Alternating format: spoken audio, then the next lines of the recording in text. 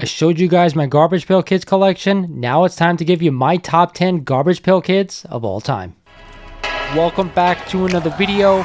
This really popped when I saw it. That to me is a monster increase. Again, this book got hot. This book is ready to go higher. So let's jump right into it. We are back today with another statue review from Diamond Select Toys. Without further ado, let's get into the review.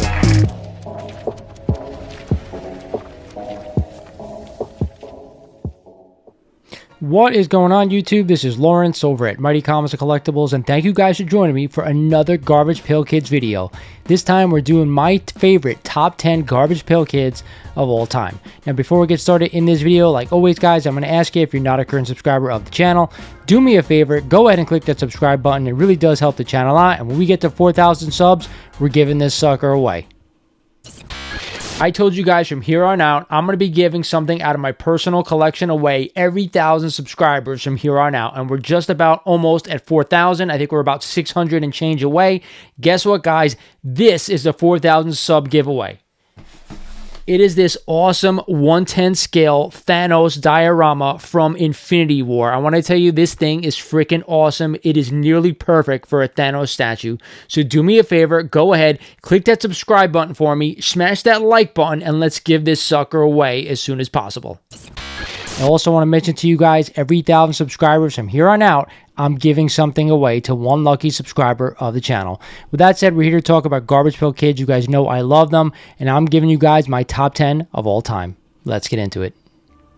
At number 10 on this list is Roy L. Flush and his counterpart, Shuffled Sherman. Of course, these cards can be found in the 7 series, and I found one listed on eBay for a PSA 10 Gem Mint for $1,500. Now, if you guys aren't familiar with PSA, they're like CGC for cards. They grade cards, and they're the most prominent, I think, grading company out there for trading cards. There's Beckett as well, who does do it, but I think a lot of people out there who do collect cards submit their stuff to PSA.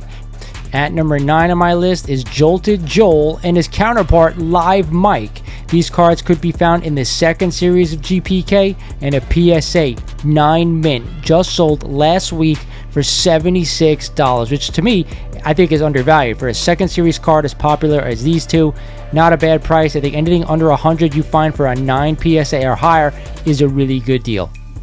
At the 8th spot on this list is Bad Breath Seth and his brother, Foul Phil. Of course, these also can be found in the 2nd series of GPK and a PSA 10 Gem Mint, just sold last week for $199.50. Actually, that is not a bad amount for a PSA 10. We're talking about a perfect card, a Gem Mint, $200 for a copy of this one from the 2nd series. This is a great deal. To me, Bad Breath Seth was one of my favorites growing up. I always got a kick out of that one. Either way, he's on number 8 on my list. At number 7 on this list is one of the most disturbing cards you'll probably find. It is Slobby Robbie and his counterpart, Fat Matt. Believe it or not, I used to have someone who I used to work with. They used to call him Fat Matt, unfortunately, but regardless, he took it in stride. He thought it was funny. Either way, these cards can be found in the 1st series of GPK and a PSA 9 mint, just sold last week for $187.50. Again, this is just a really big fat dude. It kind of looks like a Cabbage Patch doll. Slobby Robbie, Fat Matt. Hey, for $200 for a PSA 10, I'm all over it.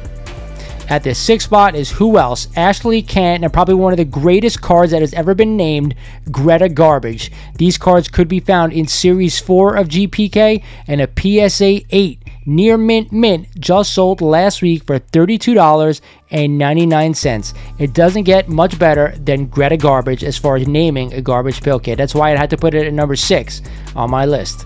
At number 5 on my list is probably the most expensive card and the first Garbage Pail Kid ever printed. It is Nasty Nick and his counterpart, Evil Eddie. Of course, these can be found in Series 1, and believe it or not, a PSA 9 mint just sold last week for $1,826. Man, the first ever Garbage Pail Kid card printed, Nasty Nick 1A, just under $2,000 for a PSA 9. If a PSA 10 Gem Mint ever came up for sale, it's got to be well over in the 20,000s. Who knows? Hopefully we'll see that sale someday, but regardless, this one is at number 5.